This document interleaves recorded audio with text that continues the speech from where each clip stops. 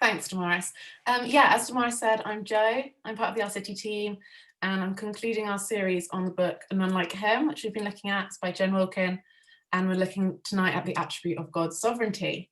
So I thought before we started, it was just important to clarify what we actually mean by that. I think the word sovereign, it's something we don't use in our everyday language. It's kind of quite a formal word. And as a result, we just need to make sure we all understanding the same definition. You might have heard the word sovereign used in relation to a figurehead like the Queen, the sovereign of our nation. She kind of rules us by name, but she's not that involved in the goings on of our lives. I also seem to think of like Roman emperors when I think of the word sovereign, like Julius Caesar or someone who has like absolute power and quite kind of scary image, I think, dominating, someone who's completely in control and can make any decision at the snap of their fingers. And the word sovereign is defined as ruling or in control, and it is about supreme authority and absolute power.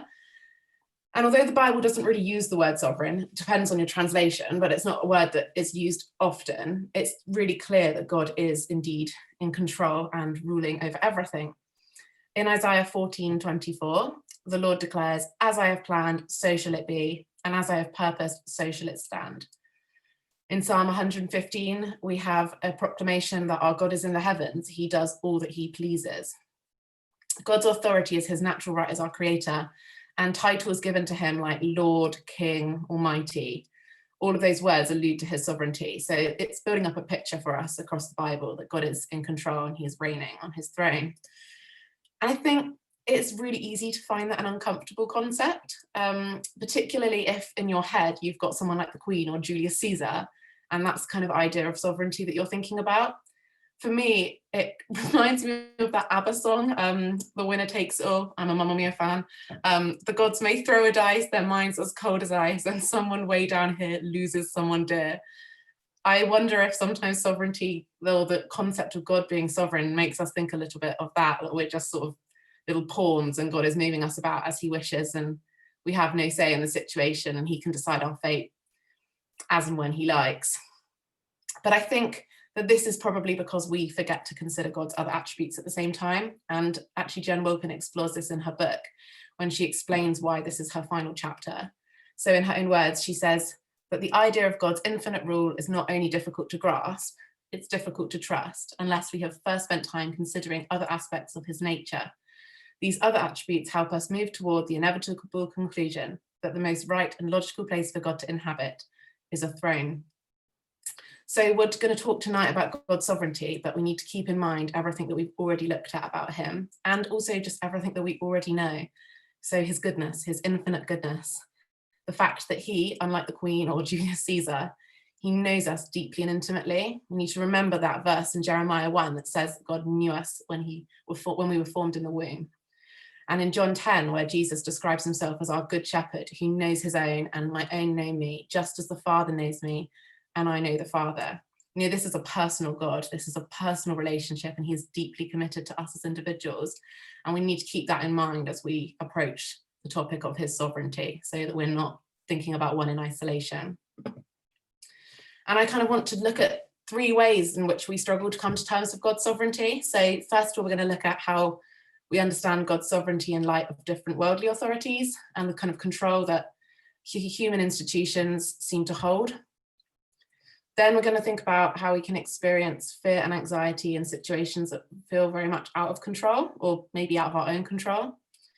And then thirdly, thinking about how this leads us to really struggle to surrender to God, to God's sovereignty in our personal circumstances, and how often we can enter into a bit of a battle with God, a battle of the will, I suppose, where we try to convince him and ourselves that our way is best.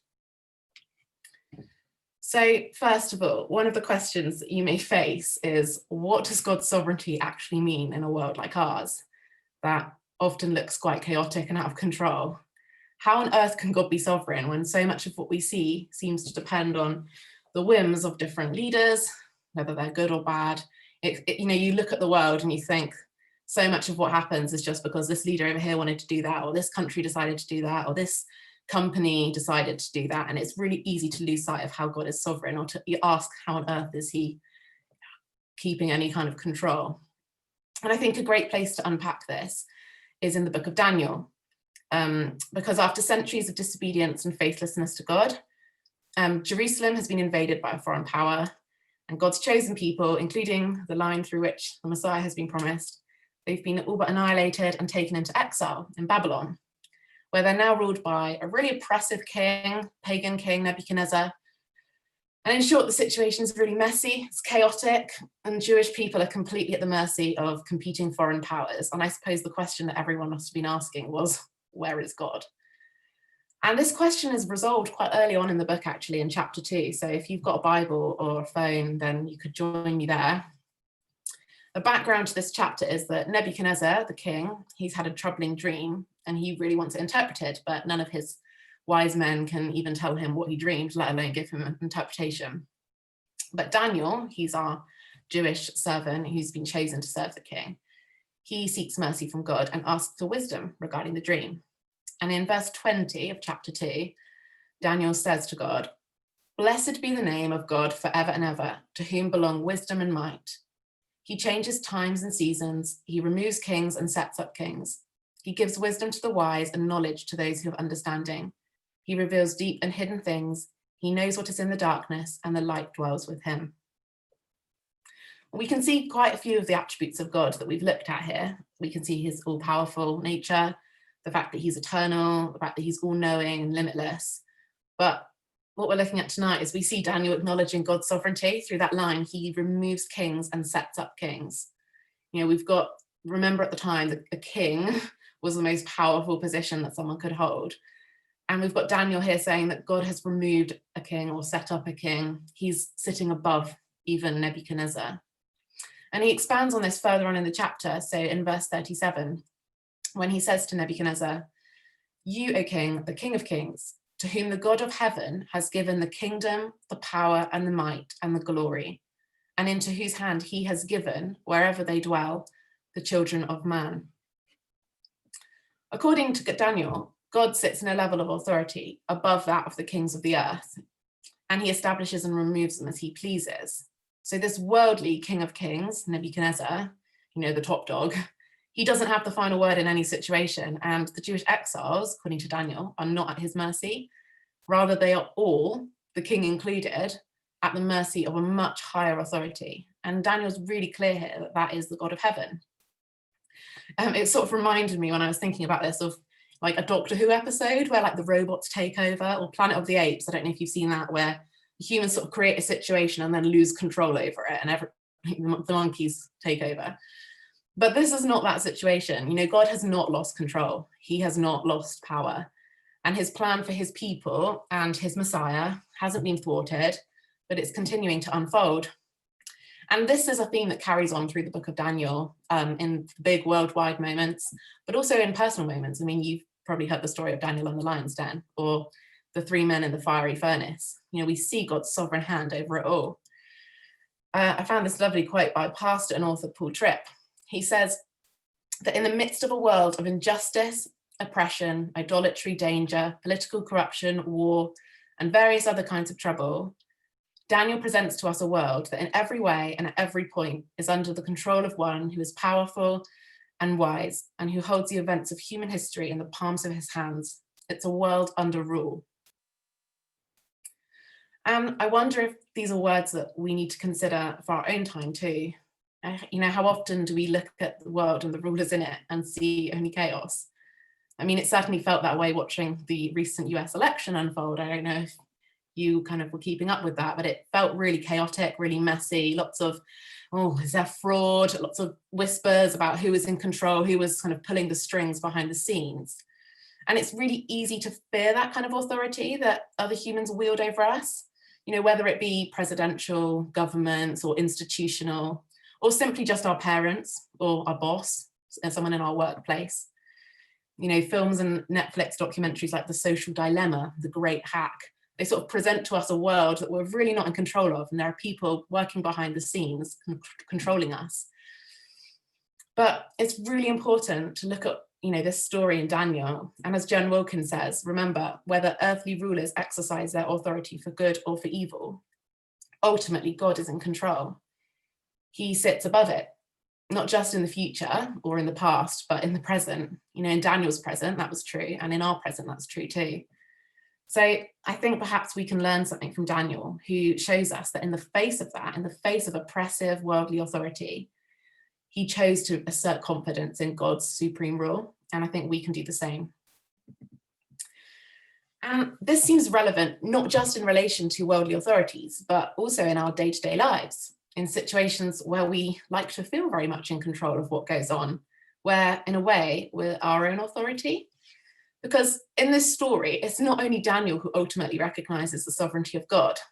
I know we read passages like Daniel and we like to think of ourselves like him. We like to associate maybe with the hero.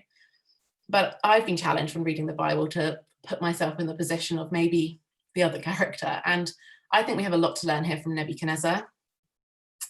See, Nebuchadnezzar's impacted greatly by Daniel's witness. And he concludes at the end of chapter 2, in verse 47, that God is the God of gods and the Lord of kings.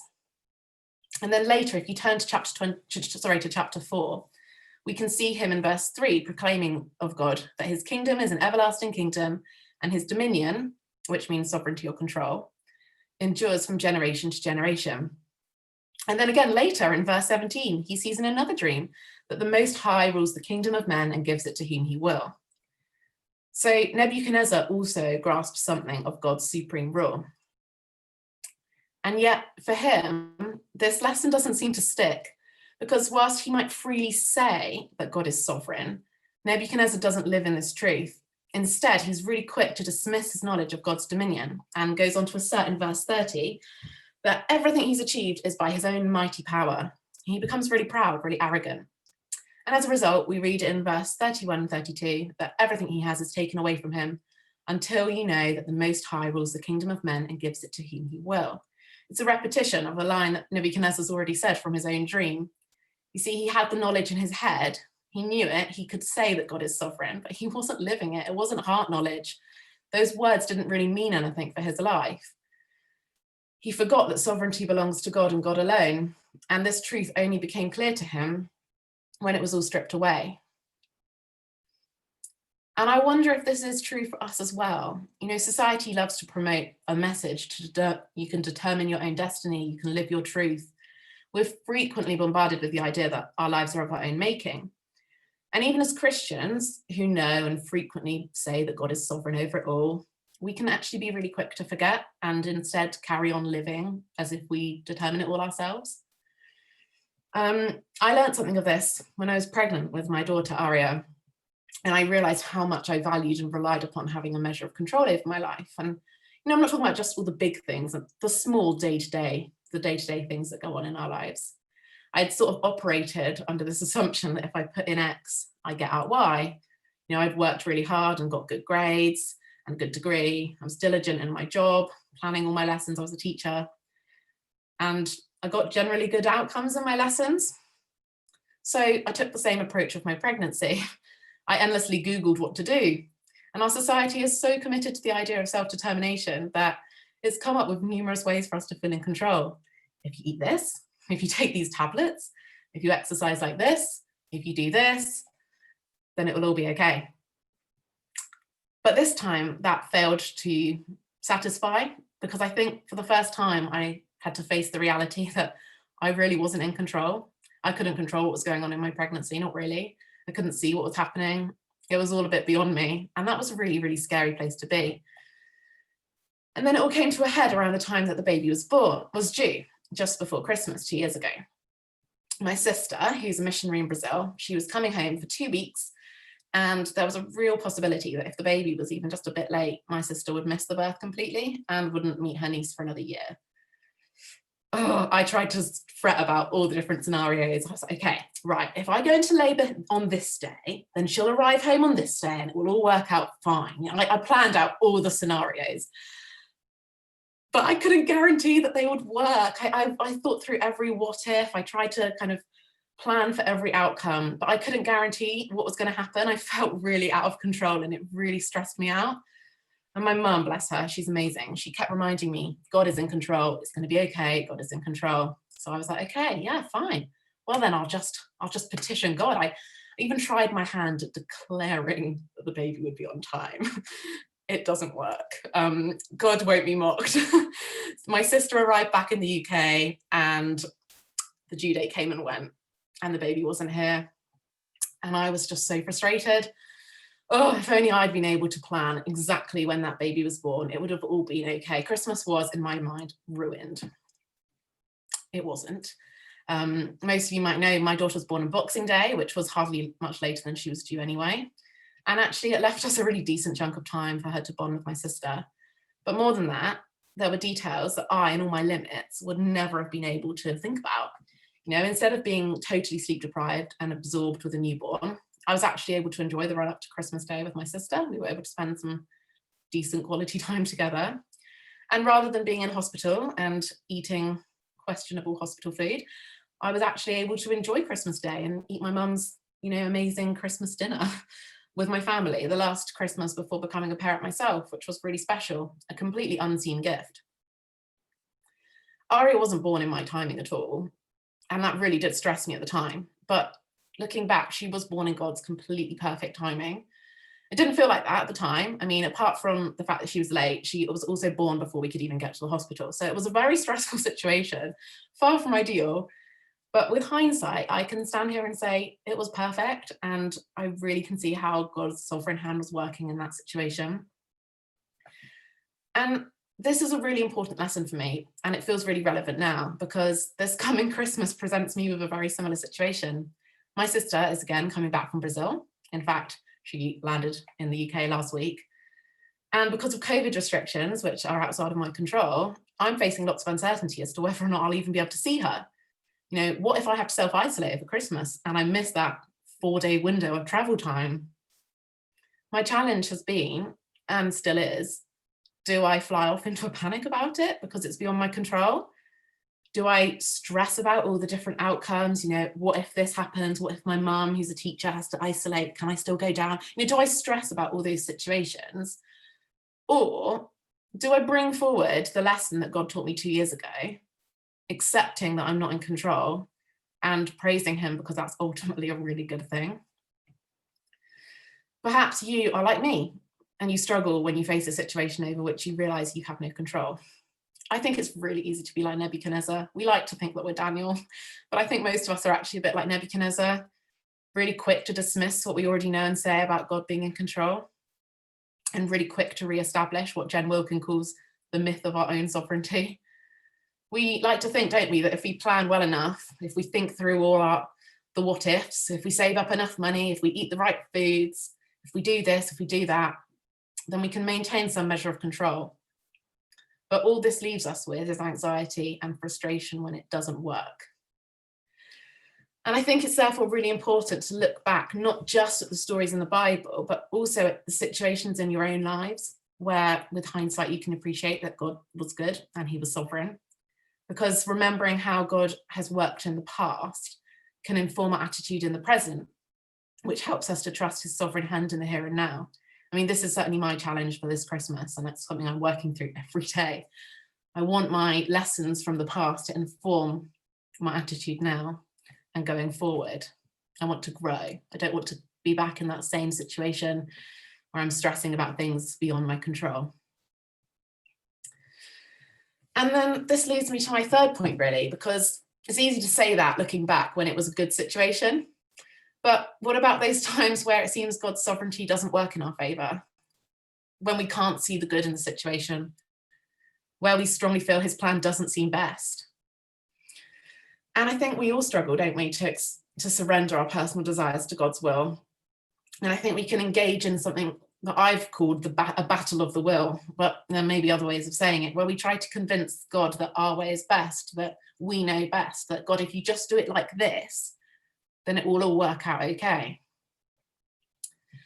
The good news is Jesus himself is no stranger to this struggle, and I found this really comforting. He knows just what it's like to wrestle with the truth of God's sovereignty. And we see this in the Garden of Gethsemane just before he's arrested. In Luke 22, the account says that he literally sweated blood as he prayed about his imminent death, with the words, "Father, if you are willing, remove this cup from me." And I find these words really relatable. Lord, this can't be the plan. Please let it be different. Please don't let me go through this. Please do something else. Please let it be another way. We've all said that. I certainly have. And yet Jesus is able to go on and say, nevertheless, not my will, but yours be done. These words, the words he himself taught us to pray, your kingdom come, your will be done. Jesus, in the midst of his darkest moment, offers up to the Father. He's wrestling with his angst in very raw prayer, but he still comes to the conclusion that even though it's costing him his life, God is still in control, that his imminent suffering is not determined by human hands, but is the cup that the Father has given him. And instead of fighting against this, he willingly surrenders to it, submitting his will to that of the Father, saying, not my will, but yours be done. Can we say the same? I think this is the real challenge for all of us. Can we say the same when we're in the midst of a situation, not just looking back at something, but can we say it when we're in the midst of it? With the benefit of hindsight, we know that Jesus was crushed for our good. His death makes our salvation possible. We know that he was resurrected on the third day. We can see and understand the good that God was working together in Jesus' darkest moment. I think what we struggle with in our own lives is not being able to see this and not being able to say with certainty how the realities we're facing are for our good or where they fit into God's purposes. And perhaps you wrestle with this. Perhaps you struggle with the idea of surrendering your personal hopes and dreams and plans to God, when in some cases it feels like your way is easier, better, would do a lot more good, and would make a lot more sense. Our challenge in these moments is whether or not we can ultimately land where Jesus did. Not my will, but yours be done. You might want to consider some of these following scenarios to assess where you yourself land with this. Who do you go to first when something goes wrong? Is it to a friend or a housemate? Or possibly your social media audience? Perhaps you have a tendency to rant online or to seek out solidarity with others who are also frustrated. Do you turn to God only as a last resort, or is he your first port of call? When something doesn't go the way you'd planned or expected, what's your initial response? Maybe you frantically Google, searching for an answer or a loophole, eager to find a way to assert a sense of control and fix the situation yourself. Or do you bow the knee in prayer, ready to process it with God? When it looks like something is going from bad to worse and you can't possibly see where God is or what he's doing in the situation, how do you react? Is it with panic and stress, talking yourself into a spiral of despair and disappointment? Or despite the challenges, do you preach to yourself the truths of the gospel, intentionally choosing to rest in the unchanging fact that God is still in control, and what's more, is with you in your situation? How do you manage your emotions when you're facing uncertainty or anticipating something, whether that be a big decision, exam results, an interview, finding out what tier Bristol will be in over Christmas? Are you emotionally quite up and down depending on that situation, liable to outbursts, taking it out on others, looking for someone to blame? Or is there a steadiness in your approach, an ability to keep calm by focusing on the one who never changes and is always good? However you answer those questions, whether you tend to be the person who leans on your own strength and understanding, or whether you identify more with the person able to trust in God, Jesus sees you, he knows your position, and by the power of his Spirit, he can empower you to stare down at your circumstances and, like he himself did, run first and foremost to God in prayer, saying, not my will, but yours be done. At this time of year, we're asked to behold a baby, aren't we? A baby Jesus, humbled in human form, helpless, meek and mild. And don't get me wrong, that is certainly a facet of God incarnate, which makes his sovereignty all the more remarkable. But I really would urge you not to lose sight of Jesus Christ enthroned on high. Consider these words about him in Revelation 19. Behold a white horse. The one sitting on it is called Faithful and True. His eyes are like a flame of fire, and on his head are many diadems. He is clothed in a robe dipped in blood, and the name by which he is called is the Word of God. From his mouth comes a sharp sword with which to strike down the nations, and he will rule them with a rod of iron. On his robe and on his thigh he has a name written, King of Kings and Lord of Lords. This is Jesus, King, Lord, the word of God, the one who at the beginning we said knows us deeply and intimately and personally. And one day, as Paul writes in Philippians 2, 10-11, you probably know this verse, at his name, every knee will bow in heaven and on earth and under the earth, and every tongue will confess that Jesus Christ is Lord, to the glory of God the Father. Jesus Christ is Lord. That means he's sovereign, Lord, sovereign. We're going to go into breakout rooms in a minute and pray together. And I want us to pray into these 3 specific areas that we've looked at tonight. So kind of in summary, I suppose, where we fear worldly authorities, let's be like Daniel in confidently asserting this truth, that Jesus is Lord over nations and kings, exercising his supreme rule over all creation. Where we fear the things that we can't control, let's be quick to remember this truth, that our circumstances are held within the hands of the one who is faithful and true, who knows and cares for us deeply. Where we want to engage in a battle of wills with God, trying to convince ourselves that our way is best, let's choose instead to run to him in prayer and partner with the truth that Jesus Christ is Lord and he's good to us. I mean, everyone's going to confess it eventually. That's what that verse in Philippians says. We're all going to be confessing it and bowing that knee eventually. Let's choose to joyfully do that now, to pray as he himself taught us, your kingdom come, your will be done. In all 3 of these issues, we're challenged with the same thing, to stop contesting God's sovereignty and start confessing it. Maybe that's joyfully, maybe that's tearfully. Either way, I want to encourage you to lift your eyes up off yourselves and onto him, because that's how we come to terms with God being sovereign, is we take the gaze off ourselves and off the little control that we have, and we lift our eyes onto him, we focus on him. I want to leave you with these words of Paul Tripp, who I think summarizes this so well. Over all the trouble that confounds us and dismays us is a God of glorious wisdom, power and grace, who rules every moment of every situation. No, you will not always see his hand. You often won't understand what he's doing. There will be points when life won't make sense to you. In these moments, look up and remember that above it all, there is a throne, and on it sits a God of unimaginable majesty, ruling all for his glory and all for your good.